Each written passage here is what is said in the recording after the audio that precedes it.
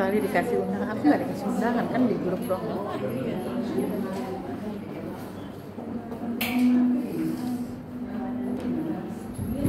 Shalom jemaat Tuhan, selamat pagi. Apa kabarnya?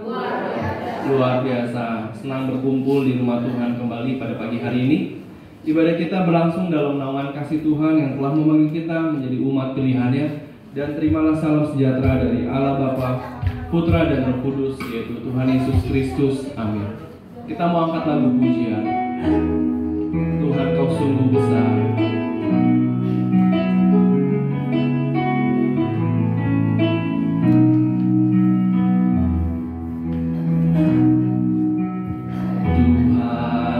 Sungguh besar, karyamu sungguh ajaib, tiada hentinya ku mengagumi, sungguh kau ajaib. Tuhan kau besar, sungguh besar, karyamu sungguh ajaib, karyamu sungguh ajaib, tiada hentinya ku mengagumi, sungguh kau ajaib.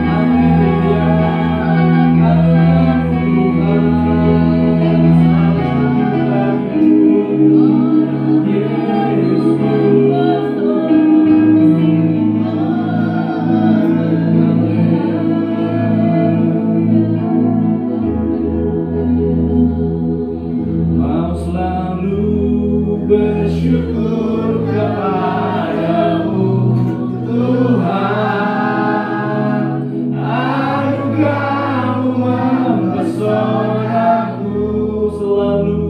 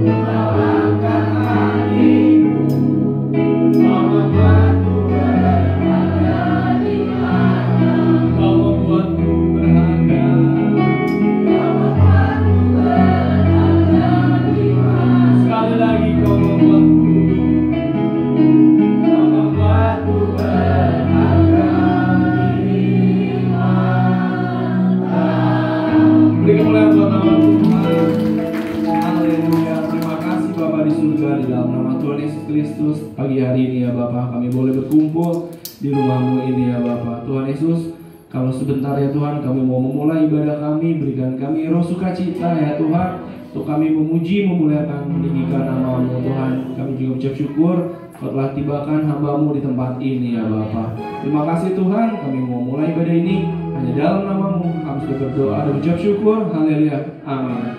Silakan duduk.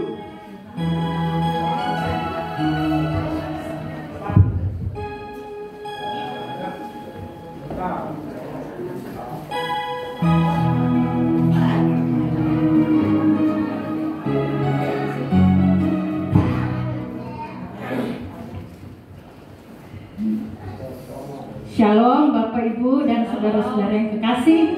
Apa kabarnya pada pagi hari ini? Puji Tuhan. Siap memuji Tuhan? Kita akan bersorak-sorai di dalam Tuhan.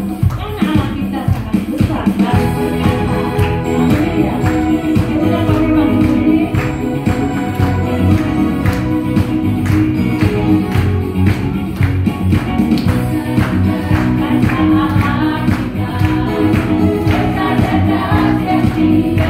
Amin.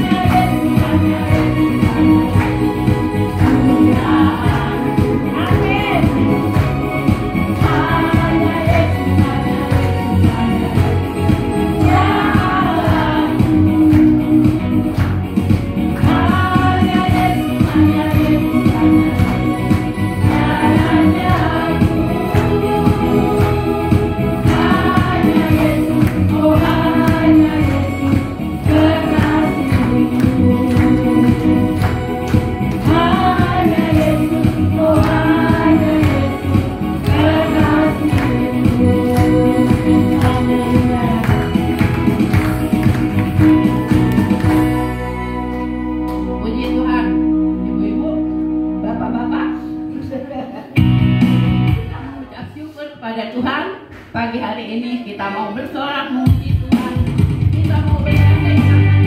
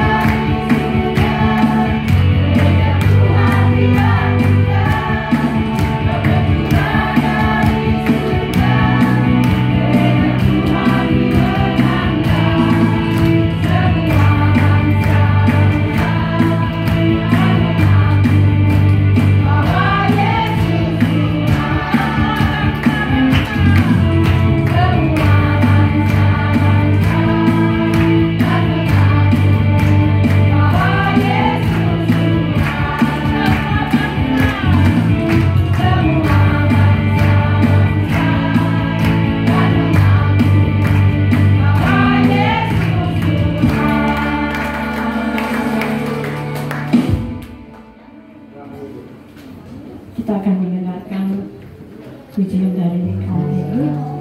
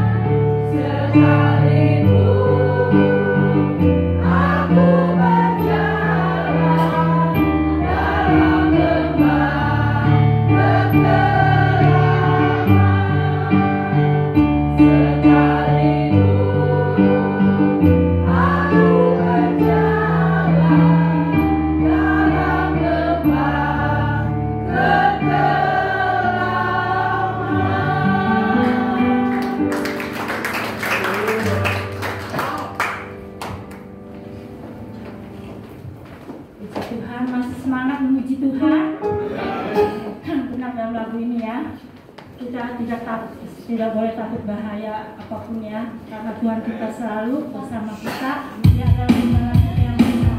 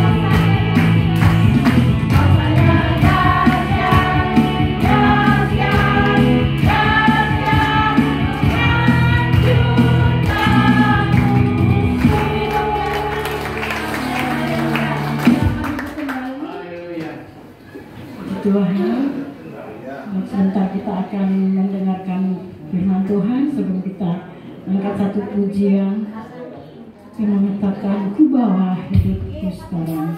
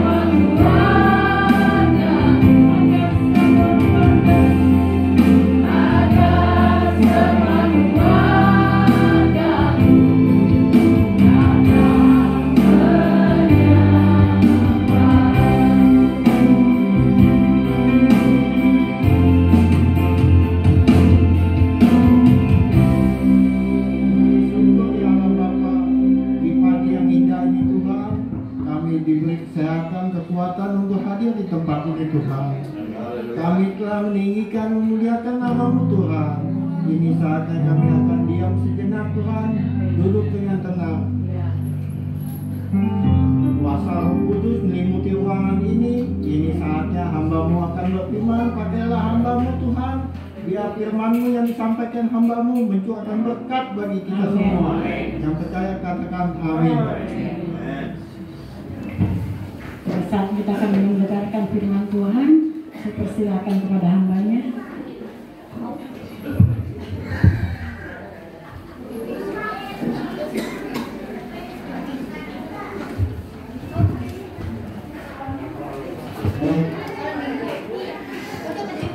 Puji Tuhan, shalom. Sehat. Sekian kali saya hadir di sini untuk menyampaikan firman Tuhan. Ya. Jadi saya pertama-tama bersyukur kepada Bapa, Putra, Roh Kudus yang dimana saya masih dipercaya untuk melayani Tuhan. Kemudian saya juga berterima kasih Bapak Gembala yang juga mempercayakan saya untuk melayani di gereja ini. Ini juga saya bersyukur, berterima kasih kepada dan jemaat yang GPIA Bukit Hermon, ya, luar biasa yang masih mempercayakan saya untuk melayani pekerjaan Tuhan. Ya, puji Tuhan. Izinkan saya, saudara-saudara, saya hari ini menyampaikan firman Tuhan ya tentang Roh Kudus. Saudara-saudara, kita masih ingat bagaimana kemarin kita merayakan atau memperingati turunnya Roh Kudus, saudara-saudara.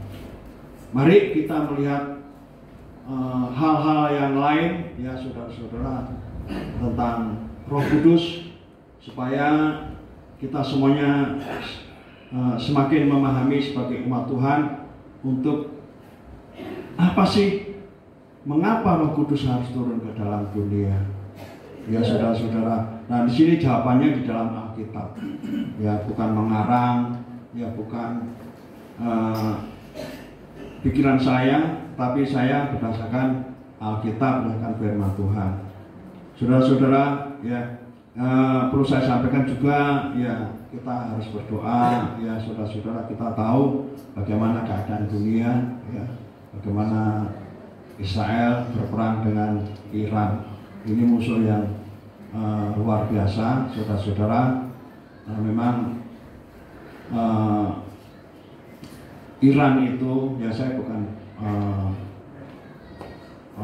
menyampaikan hal-hal yang tidak berdasarkan. Memang Iran itu memang ingin memusnahkan Israel. Itu memang konsepnya, itulah itu dalam pikiran pemimpin Iran. Nah, saudara-saudara, saya sebagai hamba Tuhan juga memang gelisah, ya, gelisah. Aduh perang, ya, saudara-saudara. Tapi saya punya kewajiban untuk berdoa, ya saudara-saudara. Tentunya saya ingin ada damai, ya. Tapi memang dalam sejarah bangsa Israel itu memang sejak di Alkitab memang selalu ya dimusnahkan. Sudah tahu bagaimana Firaun ingin memusnahkan bangsa Israel, ya, tapi gagal, ya. Ini juga peristiwa Haman, ya, Haman itu juga inisiatif ingin memusnahkan bangsa Yahudi, ya, tetapi gagal, saudara-saudara. Demikian juga zaman Herodes juga demikian juga, ya, ketika Yesus lahir. Demikian juga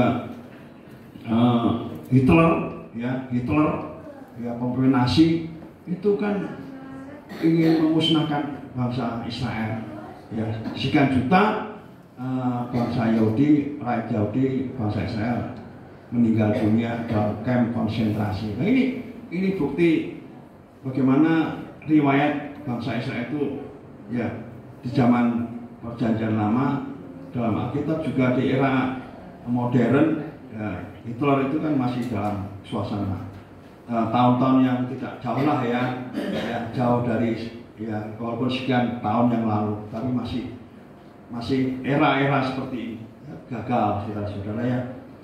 Demikian Saulus kan ingin orang Kristen kan dimusnahkan, tapi gagal juga. Artinya ya saya percaya ya bahwa seperti itu ya, yang mana ada bangsa yang ingin jelas-jelas ingin supaya Israel itu hilang dari peta dunia. Ya, itu memang tidak bisa dipungkiri. Ya saya sebagai hamba Tuhan berdoa ya. Aduh Tuhan Yesus tolong, Roh Kudus tolong supaya perang itu berakhir, tentunya endingnya kemenangan bagi bangsa Israel. Sebab Alkitab mengatakan kita nggak boleh mengutuki, saudara-saudara, nggak boleh, tidak boleh kita mengutuki, karena Alkitab sudah berkata demikian. Tahu saudara bagaimana Nabi Biliam ingin mengutuk, tapi dirubah menjadi berkat. Jadi itu firman Tuhan, saudara. Jadi apapun saudara-saudara kita nggak boleh, itu sudah keputusan daripada Alkitab firman Tuhan. Itu saudara. Baik, kita akan melihat satu firman Tuhan, saudara-saudara, yang terambil di dalam Ibrani pasal yang kelima.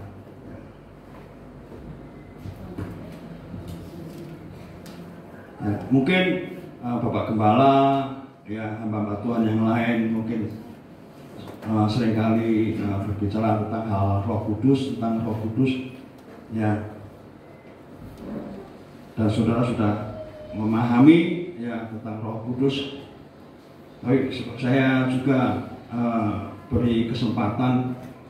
berkesempatan untuk mari kita meninjau melihat tentang bagaimana mengapa Roh Kudus harus turun ke dalam dunia, ya saudara-saudara. Mari kita membaca dalam Ibrani pasal yang kelima.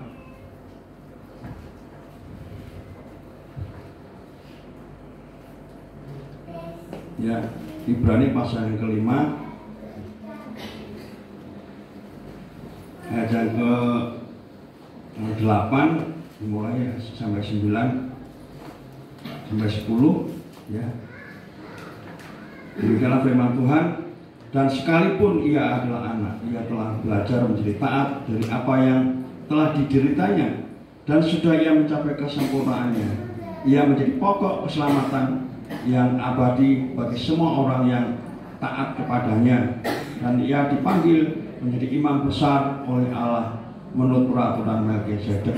Jadi saya sengaja menyampaikan firman Tuhan, saya sengaja membacakan firman Tuhan tentang bagaimana pribadi Yesus, ya, pribadi Yesus, ya, bagaimana dikatakan bahwa Yesus dikatakan menjadi pokok keselamatan, ya, yang abadi bagi semua orang yang taat kepadanya. Jadi Yesus itu adalah pokok keselamatan, ya, yang abadi, yang selama-lamanya, ya. Jadi kalau manusia ingin selamat harus percaya pada Tuhan Yesus, karena Yesus adalah pokok, ya, utama, ya, utama keselamatan, ya. Saudara-saudara,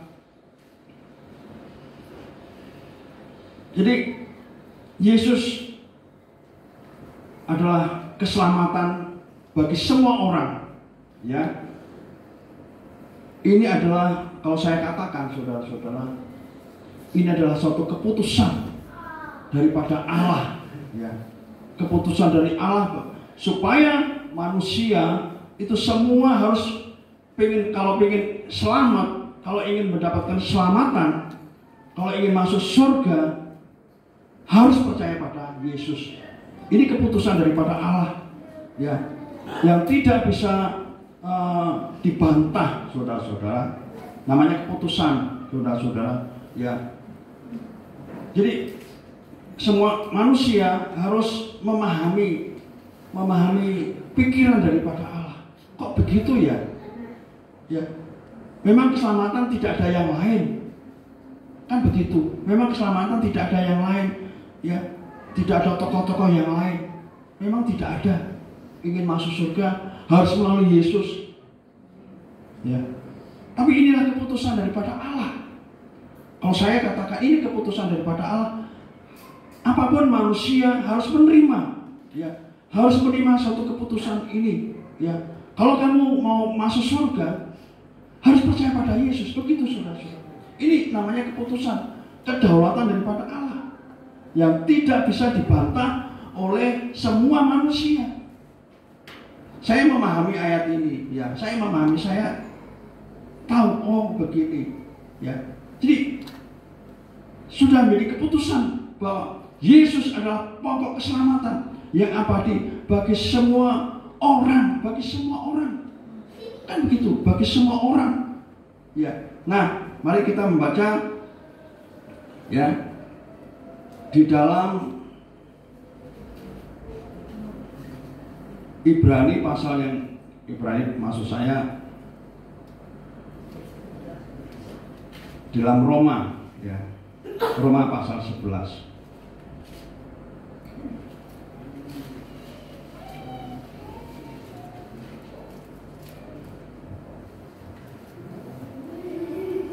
Roma pasal 11.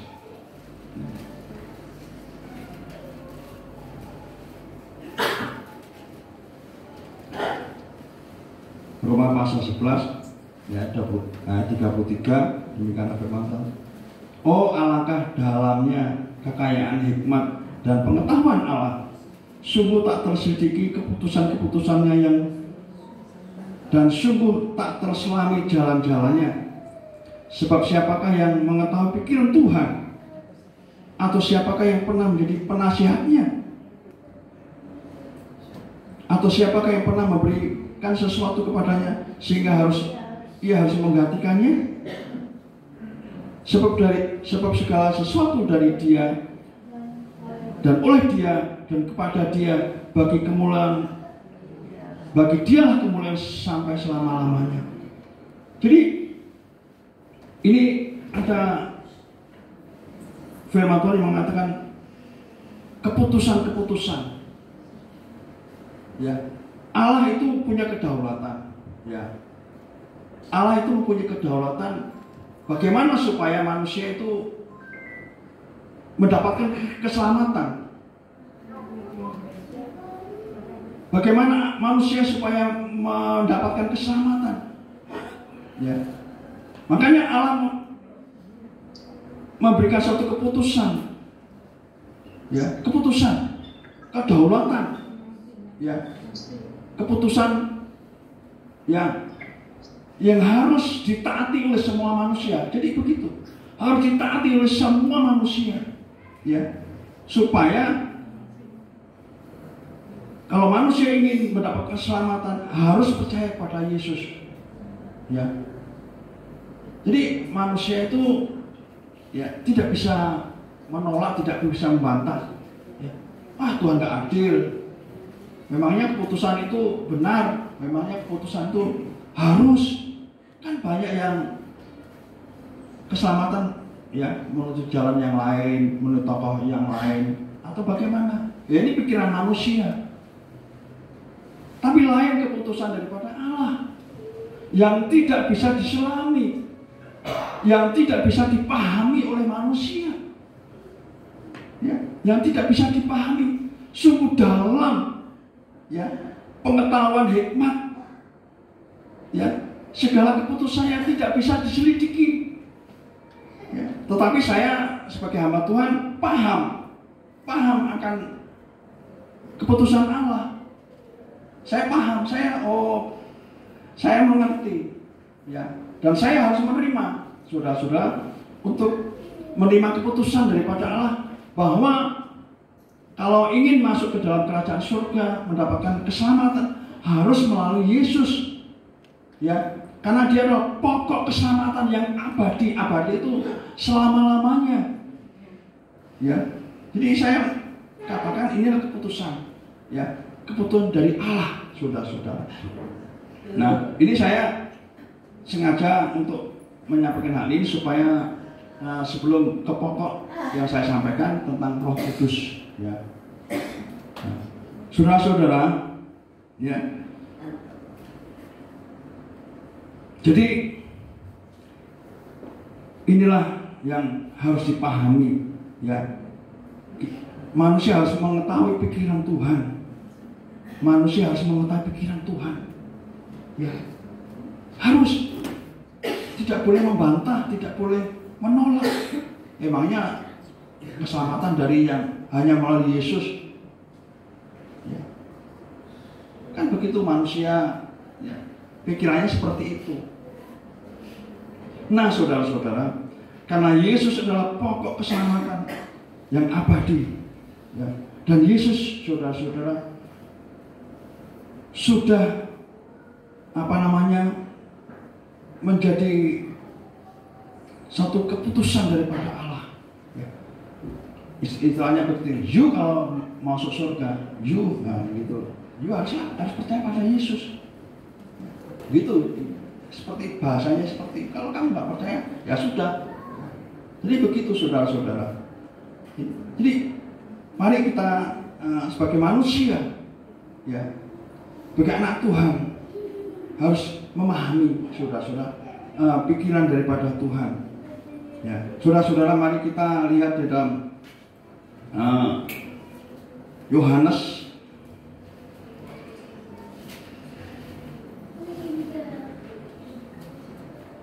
pasal yang ketiga, ya.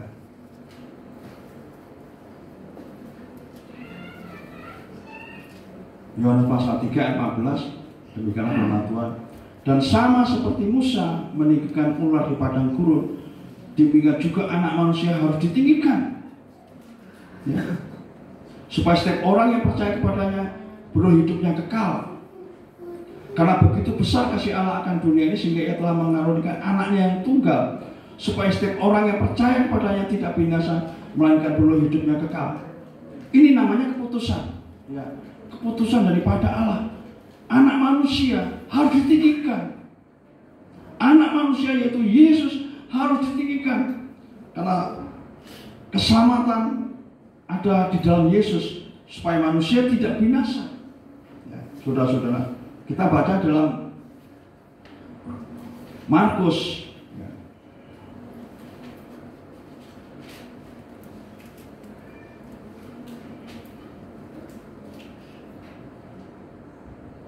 Markus pasal yang ke-16, ya. Markus pasal 16 ayat yang ke-15. Lalu Ia berkata kepada mereka, pergilah ke seluruh dunia, beritakanlah Injil pada segala makhluk. Siapa yang percaya dan dibaptis akan diselamatkan, tetapi siapa yang tidak percaya akan dihukum. Loh, aduh, bagaimana nih? Ini keputusan loh. Siapa yang percaya akan diselamatkan, siapa yang tidak percaya akan dihukum. Ini namanya keputusan, saudara, yang tidak bisa dipahami, yang tidak bisa diterima oleh akal manusia bagi yang mereka. Kalau saya sebagai hamba Tuhan, sebagai anak Tuhan, menerima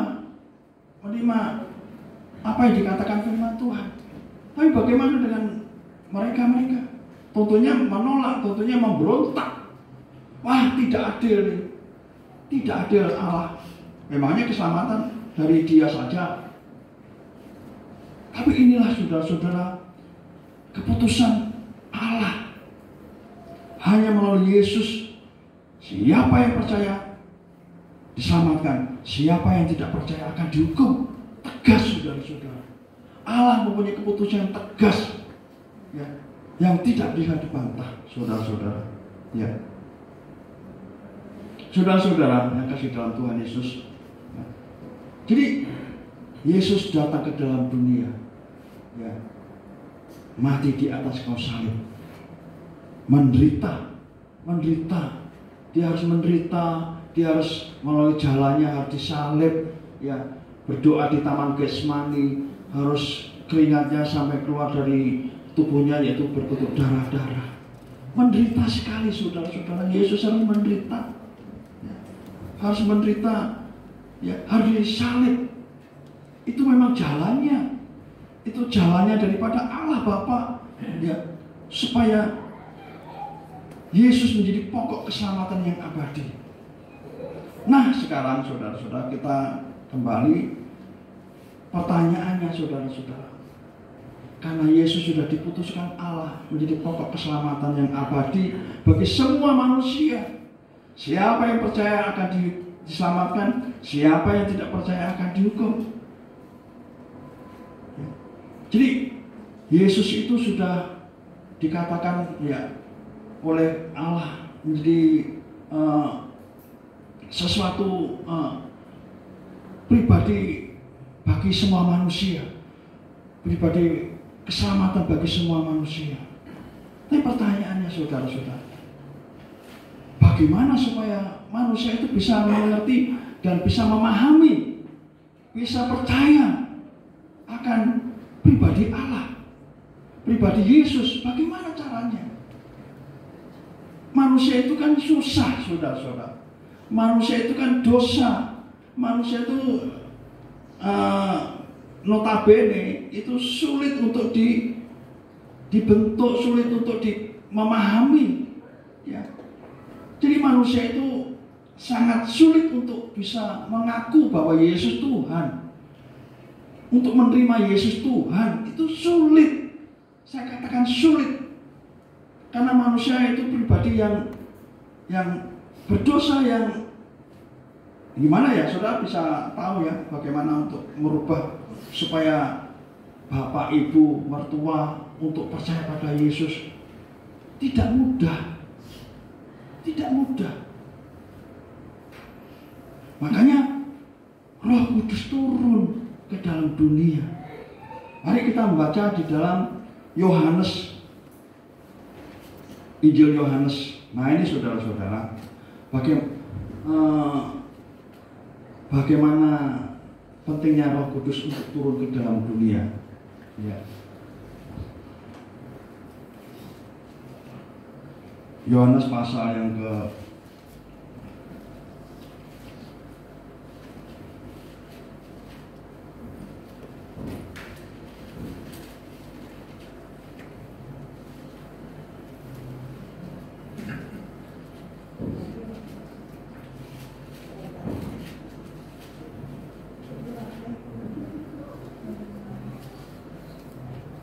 Yohanes pasal yang ke-15 ayat 26.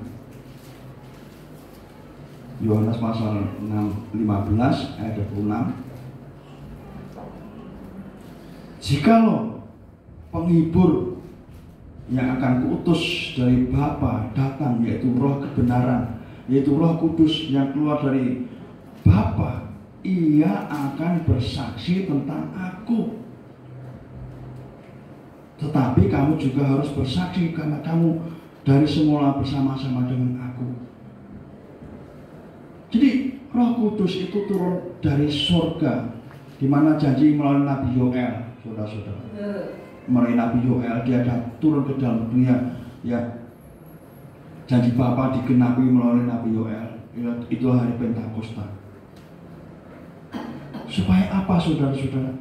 Supaya Roh Kudus itu bersaksi tentang Yesus.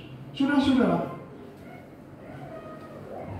Roh Kudus itu bersaksi, ya, kepada semua manusia, supaya bertekuk lutut, supaya manusia itu bisa memahami pikiran Tuhan, supaya manusia itu bisa mengerti pikiran Tuhan, supaya manusia itu bisa menerima keputusan-keputusan Allah. Itu datanglah Roh Kudus untuk dia bersaksi, saudara-saudara. Namanya bersaksi itu berarti memproklamirkan, menyatakan bahwa Yesus adalah Tuhan, bahwa Yesus harus disembah. Manusia itu tidak bisa mengatakan, mengaku, saudara-saudara. Tidak semudah manusia itu mengatakan bahwa Yesus adalah Tuhan. Hanya Roh Kudus yang mampu merubah manusia, saudara-saudara. Contohnya saudara-saudara ya, ada produk ya, produk entah ya saya katakan le mineral ya, sekarang di TV kan ada le mineral atau Aquaviva ya. Wah, Aquaviva bagus, Aquaviva air yang bagus, le mineral air yang bagus. Aqua adalah air mineral yang bagus, kan begitu saudara-saudara. Minumlah Aquaviva, minumlah le mineral, minumlah Aqua, makanlah produk ini, makanlah produk ini. Ini kan berarti mereka kan bersaksi ya, supaya orang-orang bisa menerima omongan daripada sisi iklan itu, saudara-saudara. Demikian juga Roh Kudus. Roh Kudus itu datang ke dalam dunia supaya manusia itu bisa mengaku bahwa Yesus adalah Tuhan. Itu Roh Kudus, saudara. Saya katakan begitu karena apa? Buktinya Petrus yang hebat, dia menyangkal manusia Yesus 3 kali. Hebat loh. Ikut Tuhan Yesus, ya, mengiring Yesus. Tapi Petrus menyangkal Yesus 3 kali. Ini kan bukti bahwa manusia itu tidak berdaya. Manusia itu tidak bisa dipercaya untuk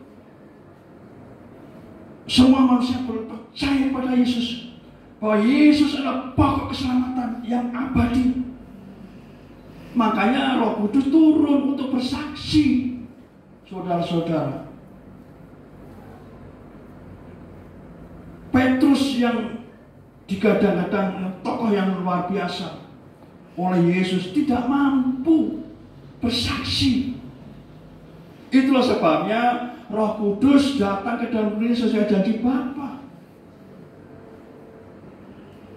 Sehingga Petrus ya, ketika dia penuh dengan Roh Kudus, 3.000 jiwa bertobat. Apakah ini jasa daripada Petrus? Tidak, saudara-saudara. Bukan Petrus yang hebat. Memang Petrus itu banyak yang ya termasuk semua ya mengaku bahwa Petrus itu bintang, saudara-saudara. Petrus itu bintangnya daripada murid-murid, bintangnya. Tetapi menurut ayat yang Yohanes yang pasal 15 tadi, Roh Kudus datang ke dalam dunia untuk apa, saudara? Supaya manusia bisa mengaku Yesus. Itulah Roh Kudus datang ke dalam dunia. Kalau tidak ada Roh Kudus, saudara-saudara, saya katakan, saudara-saudara, apapun yang Yesus lakukan, apapun Yesus yang lakukan, mati di atas salib, berdarah-darah, dan Yesus naik ke surga, duduk di sebelah kanan Allah Bapa, dan menjadi pokok keselamatan yang abadi. Kalau tidak ada Roh Kudus, apapun yang dilakukan Yesus sia-sia. Apapun yang dilakukan Yesus, dia naik ke surga, akan sia-sia. Akan sia-sia. Pengorbanan Yesus sia-sia, nggak ada artinya. Kenapa? Bagaimana supaya mempromosikan Yesus? Bahwa Yesus adalah juru selamat, pokok keselamatan yang abadi. Kalau tidak ada Roh Kudus datang ke dalam dunia, siapa yang mempromosikan? Siapa yang bersaksi kepada manusia yang notabene sulit untuk menerima keputusan daripada Allah? Hanya Roh Kudus yang bisa manusia bertekuk lutut mengaku Yesus adalah Tuhan. Yesus adalah Tuhan. Itu Roh Kudus, saudara-saudara. Makanya kita harus memahami, ya, memahami bagaimana tentang Roh Kudus, saudara-saudara. Jadi Roh Kudus itu bersaksi tentang aku. Jadi bukan Petrus, saudara-saudara, bukan Petrus yang semata-mata dia bisa mentobatkan 3.000 jiwa. Bukan, saudara. Itu Roh Kudus yang memakai Petrus, saudara-saudara. Jadi kita harus paham itu. Makanya saudara-saudara, kalau saudara ingin bapak mertua yang belum percaya pada Tuhan Yesus, menantu yang belum percaya pada Yesus, berdoa pada Roh Kudus. Berdoa pada Roh Kudus. Ya. Roh Kudus, anakku belum mengakui Engkau. Aku sulit untuk meyakinkan anakku. Aku sulit untuk meyakinkan mertuaku. Aku sulit untuk bagaimana anakku jahat. Bagaimana anakku belum bertobat. Bagaimana aku selalu memaki-maki Yesus. Ya, maklum. Yesus itu dimaki-maki, maklum, karena memang rohnya belum ada Roh Kudus. Jadi saudara jangan kurang ajar loh, Yesus dimaki-maki. Ya namanya belum percaya pada Yesus, saudara-saudara. Makanya berdoa, Roh Kudus jamalah anakku, Roh Kudus jamalah mertuaku yang belum percaya, Roh Kudus jamalah tetanggaku. Jadi begitu saudara-saudara. Hanya Roh Kudus yang bisa membuat manusia itu bertekuk lutut. Hanya Roh Kudus yang bisa mempromosikan, bersaksi tentang Yesus. Hanya Roh Kudus, tidak ada yang, karena itulah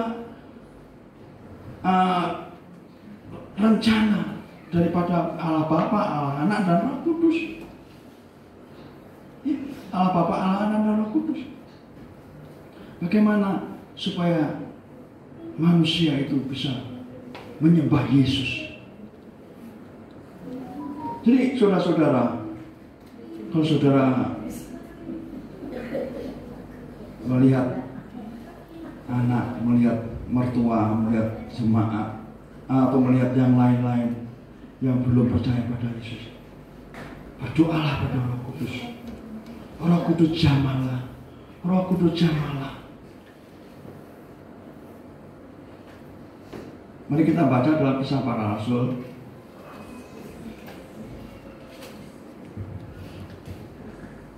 Saudara-saudara, Kisah Para Rasul. Ya. Bagaimana peristiwa hari Pentakosta?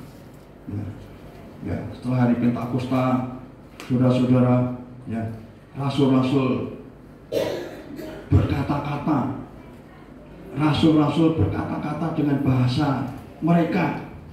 Bahasa mereka yang datang pada waktu itu di Yerusalem. Ada orang Partia, ada orang Elam, ada yang penduduk Mesopotamia, ada orang Yehuda, Yudea, Kapadokia, Pontus, Frigia, Asia, Pamfilia, Mesir, Libya, ya, Roma.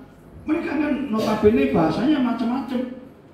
Ya, memang murid-murid bisa berbahasa Kapadokia. Memang murid-murid bisa berbahasa Mesopotamia, nggak bisa. Murid-murid Yesus itu orang Galilea, nggak ngerti bahasa mereka. Tetapi ketika Roh Kudus datang ke dalam mengurapi murid-murid bisa berbahasa Mesopotamia. Ya, mungkin Petrus berbahasa Yudea, mungkin Andreas berbahasa Kapadokia, ya, mungkin Bartolomeus berbahasa Pontus dan sebagainya. Siapa yang bisa merubah murid-murid Yesus itu untuk berkata-kata? Roh Kudus, ya. Sehingga mereka tercengang-cengang, sangat termangu-mangu sambil berkata seorang pedagang, apa artinya? Ya, ini perbuatan-perbuatan Allah yang dilakukan. Ini perbuatan besar yang dilakukan Allah. Jadi orang Kapadokia, Mesopotamia tercengang-cengang, saudara-saudara. Wah, luar biasa. Apa yang diomongkan? Memang tidak dijelaskan di sini. Saya percaya yang diomong oleh Petrus dan para murid supaya bangsa-bangsa yang hadir pada waktu itu bisa memuliakan nama Tuhan, bisa mengerti rencana daripada Allah. Saudara-saudara, murid-murid tidak bisa berbahasa Kapadokia, tapi Roh Kudus bisa merubah, bisa merubah murid-murid bisa berbahasa Kapadokia. Saudara-saudara, saya nggak bisa berbahasa Inggris kalau tidak belajar. Apakah murid-murid bisa belajar les, ya, les di Liam untuk berbahasa Inggris? Ibaratnya seperti itu, enggak. Sama sekali muridnya nggak pernah les berbahasa Kapadokia, bahasa Libya, nggak pernah les. Tapi Roh Kudus bisa mampu membuat murid-muridnya berkata-kata, ya saudara-saudara, berbahasa Kapadokia. Ini saudara, Roh Kudus bersaksi. Sehingga kalau di alur ceritanya saudara-saudara, alur cerita Petrus yang katakanlah bintangnya berkata kepada mereka. Mari kita baca ya di dalam Kisah Para Rasul pasal yang kedua. Ya. Kita mulai ya ayat 29. Saudara-saudara, ini Petrus, aku boleh berkata-kata dengan terus terang kepadamu tentang Daud Bapa bangsa kita. Ia telah mati dan dikubur, dan kuburannya masih ada pada kita sampai hari ini. Itu berbicara tentang Daud. Tetapi ia adalah seorang nabi, dan ia tahu bahwa Allah telah berjanji kepadanya dengan mengangkat sumpah bahwa ia akan mendudukkan seorang dari keturunan Daud sendiri di atas tahtanya. Karena ia telah melihat ke depan dan telah berbicara tentang kebangkitan Mesias, ketika ia mengatakan bahwa dia tidak ditinggalkan di dalam dunia orang mati, bahwa dagingnya tidak mengalami kebinasaan. Ini berbicara Yesus, saudara-saudara. Jadi Petrus bersaksi tentang Yesus, tapi yang bersaksi sebetulnya Roh Kudus, saudara-saudara. Sebetulnya yang bersaksi ini Roh Kudus, bukan Petrus. Petrus ini kan manusia, ya. Terus 3 kali menyangkal Yesus, saudara-saudara. Ini kan bukti bahwa manusia itu tidak berdaya. Manusia itu tidak bisa diandalkan. Ya. Makanya ketika Petrus penuh dengan Roh Kudus, Petrus bersaksi. Betulnya yang bersaksi sebetulnya Roh Kudus, saudara-saudara. Apa yang dikatakan Roh Kudus? Yesus inilah yang dibangkitkan Allah. Ini saya katakan, saya ganti ya. Saya ganti yang berbicara ini Roh Kudus. Saya bisa mengatakan 100%. Saya berani mengatakan 100%. Yang berkata adalah Roh Kudus. Yesus inilah yang dibangkitkan Allah. Dan tentang hal ini kami adalah semua adalah saksi. Jadi Roh Kudus memakai manusia, saudara-saudara, memakai Petrus. Dan sesudah ia ditinggalkan oleh tangan kanan Allah dan menerima Roh Kudus yang dijanjikan, maka dicurahkannya apa yang kamu lihat dan dengar dari sini. Sebab bukan Daud yang naik ke surga, melainkan malahan Daud sendiri berkata, Tuhan telah berfirman kepada Tuanku, duduklah di sebelah kananku sampai kubuat musuh-musuhmu menjadi tumpuan kakimu. Ini berbicara tentang Yesus, saudara. Jadi seluruh kaum Israel harus tahu dengan pasti bahwa Allah telah membuat Yesus yang kamu salibkan itu menjadi Tuhan dan Kristus. Ini siapa yang berkata? Roh Kudus, saudara-saudara, kepada semua manusia yang datang pada waktu itu. Jadi seluruh kaum Israel harus tahu dengan pasti bahwa Allah telah membuat Yesus yang kamu salibkan itu menjadi Tuhan dan Kristus. Ini Roh Kudus yang berkata-kata, yang bersaksi. Istilahnya memproklamirkan, yang mempromosikan produk-produk. Kamu percaya bahwa Melemi inilah hebat, jos. Minumlah aku Viva, minumlah Aqua. Kan begitu, saudara-saudara. Jadi Roh Kudus mempromosikan supaya manusia itu bertekuk lutut. Kalau tidak ada Roh Kudus, apapun yang dilakukan Yesus tidak ada manfaatnya. Saya katakan berani. Apa yang dilakukan Yesus disalib, di atas salib, itu tidak ada faedahnya. Yesus naik ke surga, duduk di sebelah kanan Allah Bapa. saudara-saudara, sudah selesai menjadi juru selamat, sudah selesai menjalankan tugas misinya. Terus siapa yang membuat supaya manusia bisa mengerti Yesus? Siapa yang membuat supaya manusia itu bertekuk lutut? Siapa yang bisa membuat manusia bisa mengaku tahu Yesus Tuhan? Manusia tidak bisa, saudara-saudara. Hanya Roh Kudus yang membuat mata manusia itu jelek, saudara-saudara. Jadi itulah Roh Kudus datang ke dalam dunia. Dia bersaksi, saudara-saudara, kepada saudara dan saya, sehingga saudara dan saya bisa mengerti Yesus itu karena Roh Kudus, bukan semata-mata manusia, bukan semata-mata pendeta. Itu Roh Kudus, saudara-saudara. Ketika mereka mendengar hal itu, mereka sangat terharu. Lalu mereka bertanya kepada Petrus dan rasul-rasul yang lain, apakah yang harus kami perbuat, saudara-saudara? Jawab Petrus kepadanya, bertobatlah dan hendaklah kamu masing-masing memberi dirimu dibaptis dalam nama Yesus Kristus untuk pengampunan dosamu, maka kamu akan menerima karunia Roh Kudus. Akhirnya 3.000 jiwa bertobat menjadi jemaat, saudara-saudara.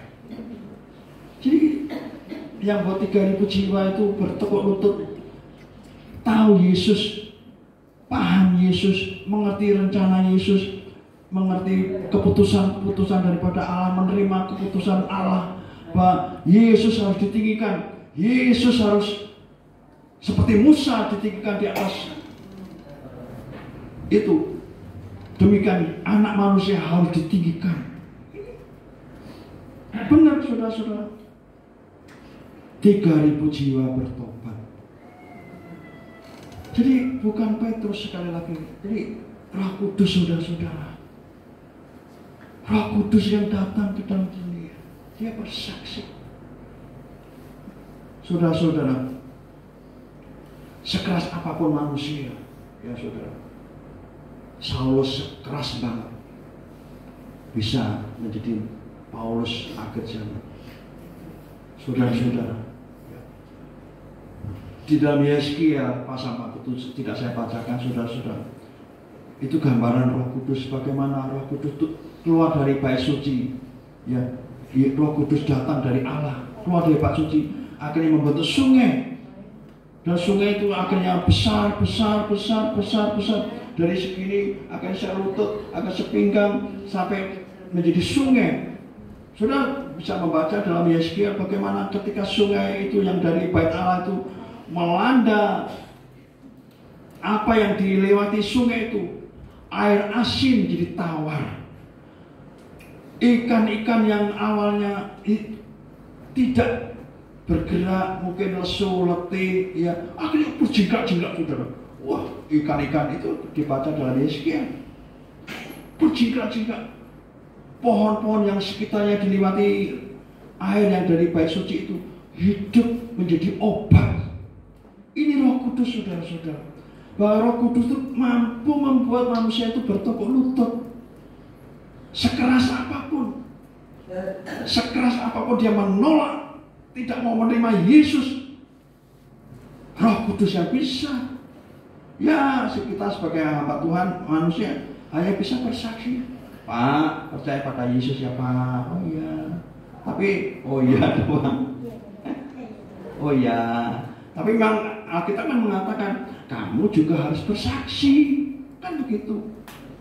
Tetapi siapa yang bisa membuat manusia bertekuk lutut? Roh Kudus, saudara-saudara.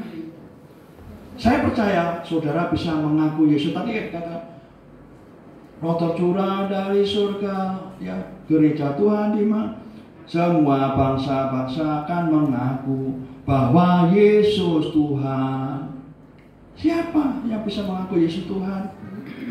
Manusia sekeras apapun, Roh Kudus, saudara-saudara. Makanya kalau ketika saudara ada masalah menyangkut keselamatan kepada mertua, kepada anak, kepada famili yang mungkin belum percaya pada Yesus, ya Roh Kudus. Berdoa, Roh Kudus tolong mertuaku, Roh Kudus jamah. Roh Kudus bisa membuat air asin jadi tawar, saudara-saudara. Itu Yeskiel, saudara. Dan Yesus berkata, barang siapa percaya kepadaku, maka dari dalam hatinya akan mengalir aliran-aliran air hidup. Yang dimaksud adalah Roh Kudus, kata Yesus, saudara-saudara. Jadi itu saudara-saudara, Roh Kudus datang ke dalam dunia. Ya, ayat terakhir saudara-saudara, ya, mari kita baca 1 Yohanes. 1 Yohanes ayat yang terakhir, ya, akan saya bacakan 1 Yohanes pasal 4.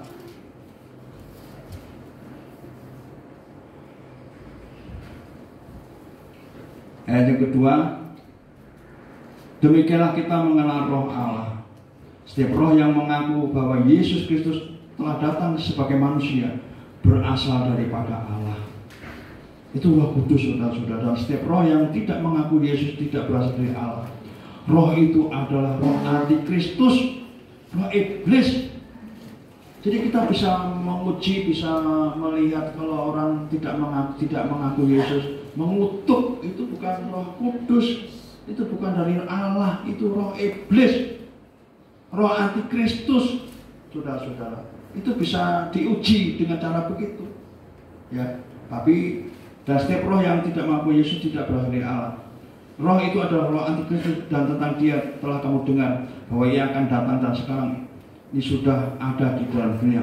Kamu berasal dari Allah, anak-anakku, dan kamu telah mengalahkan nabi-nabi palsu. Sebab roh itu adalah Roh Kudus yang ada di dalam kamu lebih besar daripada roh yang ada di dalam dunia. Saudara-saudara, kita ini berasal daripada Allah. Roh kita mengaku Yesus datang sebagai manusia, sampai bisa mengaku itu karena Roh Kudus, Roh Allah ada di dalam kita, saudara. Amin, saudara-saudara. Roh dalam diri kita, Roh Kudus itu lebih besar. Sehingga di dalam Roma dikatakan, ya apa ya Bapa. Siapa yang bisa mengatakan ya apa ya Bapa? Adalah Roh Kudus. Mungkin saudara awalnya Yesus kurang ajar, Yesus terkutuk. Maklum karena kita belum percaya pada Yesus. Roh Kudus bukan Tuhan, Roh Kudus bukan Juru Selamat, Roh Kudus ya. Roh Kudus. Yesus bukan Tuhan. Aku tidak percaya Tuhan Yesus. Aku tidak percaya Yesus. Yesus adalah manusia. Ya, memang rohnya dari iblis, saudara-saudara. Maklum, saudara-saudara. Awalnya saya juga begitu. Waktu saya belum percaya pada Yesus, ya saya keluar mulutnya binatang, saudara-saudara. Karena saya belum ada Roh Kudus, belum percaya pada Yesus, yang keluar binatang-binatang, saudara-saudara. Ini riwayat saya, saudara-saudara. Binatang keluar dari mulut saya. Malu karena saya belum ada Roh Kudus, belum dijamah. Ya. Jadi begitu, saudara-saudara. Ya, ada kesaksian dari tetangga saya dulu, namanya Ibu Karno. Itu jahatnya minta ampun, saudara-saudara. Jahatnya minta ampun. Tetangga bisa dimaki-maki, saudara dimaki-maki. Tapi ketika Roh Kudus menjamah, yang keluar adalah Yesus Tuhan. Yesus Tuhan, Yesus Tuhan, Yesus Tuhan, Yesus Juru Selamat. Begitu, saudara. Awalnya enggak, sebelum dijamah Roh Kudus, maki-maki. Ya, saudaranya dimaki-maki. Ini namanya Bu Karno. Ya, tetangga saya waktu saya masih kecil, saya ingat.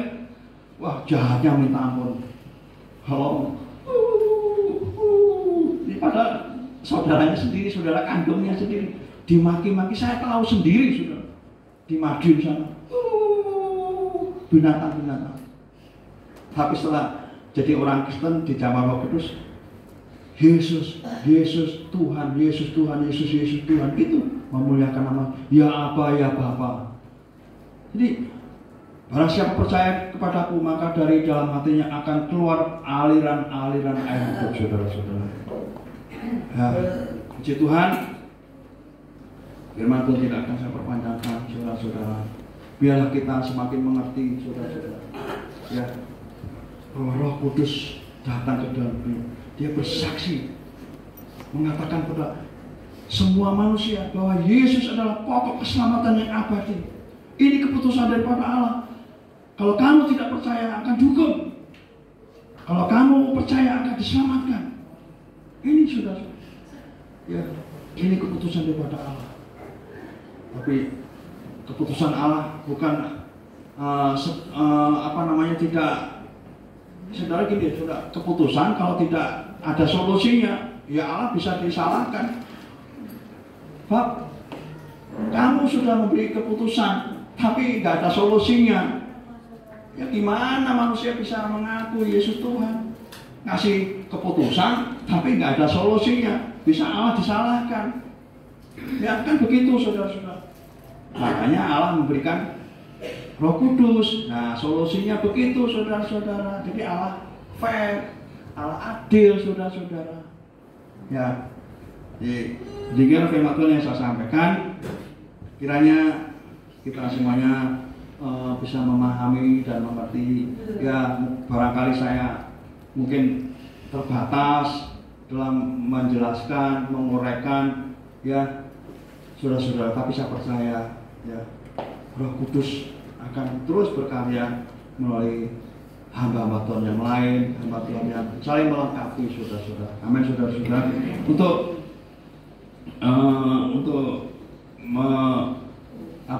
mendukung firman Tuhan, kita nyanyikan Roh tercurah dari surga, ku bersuka cita.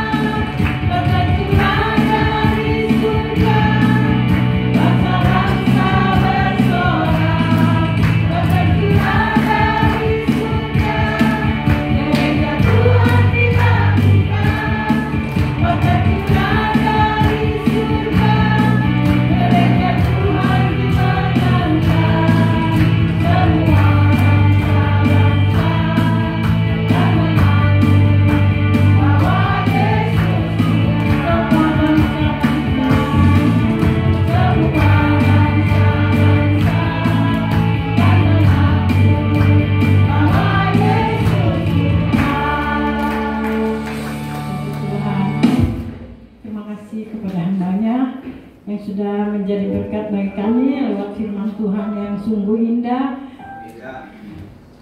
Karena yang menyatakan bahwa Yesus adalah Tuhan. Dialah jalan keselamatan dan hidup. Tanpa melalui Yesus, hanya Yesus yang berani mengatakan itu ya. Hanya Dia jalan satu-satunya untuk sampai kepada Bapa. Puji Tuhan karena Dialah pokok keselamatan dan hidup. Terima kasih kepada hambanya Bapak Pendeta Yonatan yang sudah menjadi saluran berkat bagi kami lewat firman Tuhan yang sungguh indah. Biar Tuhan Yesus selalu senantiasa memberkati pelayanannya, kesehatannya, keluarga, dan Tuhan mencukupkan semua apa yang dibutuhkan oleh keluarga hambanya. Walaupun hamba yang melayani, biar banyak jiwa-jiwa dimenangkan untuk kemuliaan nama Tuhan kita Yesus Kristus. Puji Tuhan, kita akan lanjutkan ibadah kita kembali. Kita akan berikan persembahan. Saya persilahkan yang bertugas.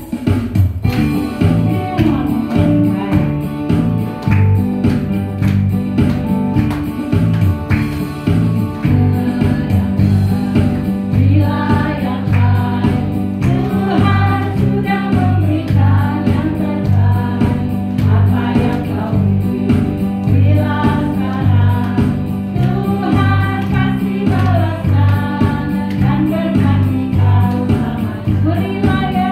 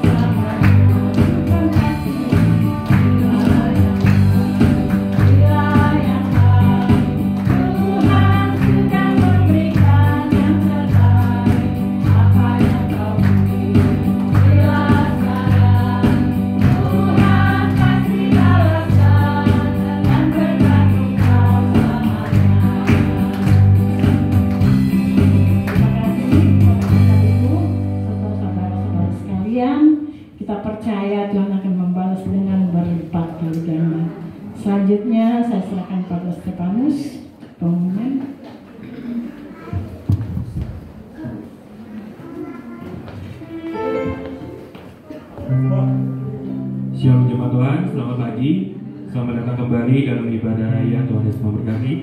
Jemaat diberkati oleh firman-Nya pada pagi hari ini. Dan terima kasih kepada hambanya Bapak Indah Jonathan untuk firman yang telah disampaikan. Tuhan Yesus memberkati. Dan para pelayan Tuhan yang sudah melayani, Tuhan Yesus memberkati.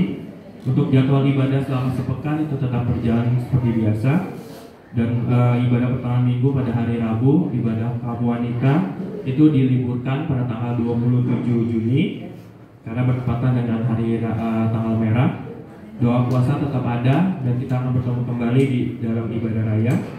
Ya, jemaat yang berulang tahun itu Ibu Immanuel, Ibu Kucoro, Ibu Manulang, dan Ibu Aja. Ya, ucapan terima kasih kepada hambanya minggu lalu yaitu Bapak Pendeta Yusuf Gunawan yang sudah memberikan roti pada kita nanti yang dibagikan setelah ibadah selesai. Dan persembahan syukur ada Saudara Jericho, NN, dan perpuluhan ada Ibu Burhan. Ya, pengumuman selanjutnya hari ini Bapak Gembala kita sedang melayani yaitu di GSJA Kreo. Kita mau dukung doa supaya beliau boleh melayani dengan sepenuh hati. Saya serahkan pada Saudara Bapak.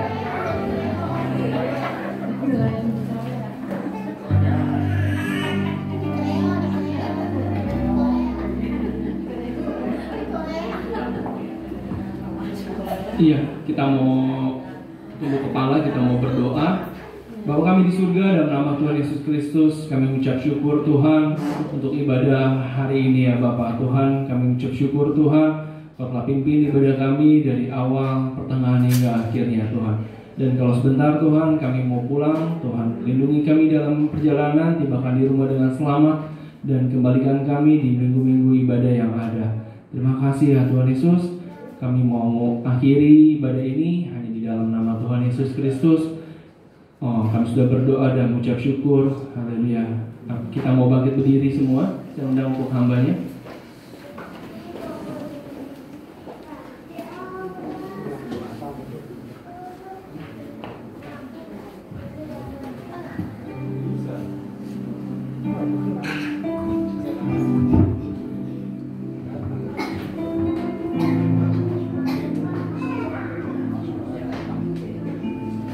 Baik saudara-saudara, mari kita sebelum pulang, mari kita mohon berkat pada Tuhan.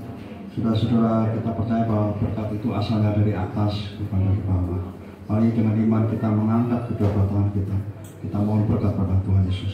Haleluya. Tuhan memberkati engkau dan melindungi engkau. Tuhan menyinari engkau dengan wajah-Nya dan memberi kasih karunia. Tuhan menghadapkan wajah-Nya kepadamu dan memberi engkau damai sejahtera. Saudara-saudaraku yang kasih dalam Tuhan Yesus Kristus, marilah kita pulang ke rumah kita masing-masing dengan membawa berkat-berkat daripada Allah Bapa, cinta kasih sayang daripada Tuhan Yesus Kristus, serta persekutuan di dalam Allah Roh Kudus yang menyertai kita, memberkati kita, menolong kita, menopang kita sampai Tuhan sudah datang kedua kali dan didapati kita dalam keadaan setia dan benar. Di dalam nama Bapa, Putra, Roh Kudus, dalam nama Tuhan Yesus Kristus kami berdoa. Haleluya. Yang beriman berkata, amin. Salam.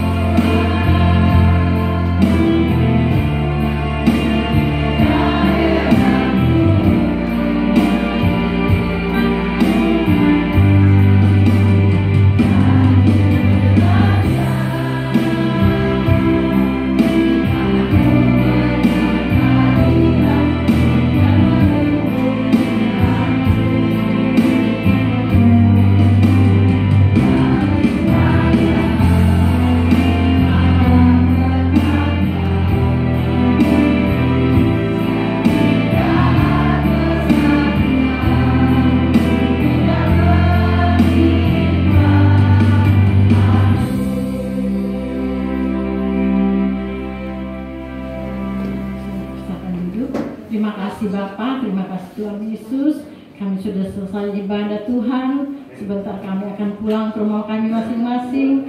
Kiranya Tuhan Kau sertai kami di perjalanan, agar kami tiba dengan selamat di tempat kami masing-masing, tidak kurang satu apapun. Kami kembali ke jadwal ibadah kami. yang telah dinyatakan kembali Tuhan Yesus. Terima kasih Bapa, terima kasih Tuhan Yesus. Dalam nama Tuhan Yesus Kristus kami sudah berdoa dan mengucap syukur. Haleluya. Amin.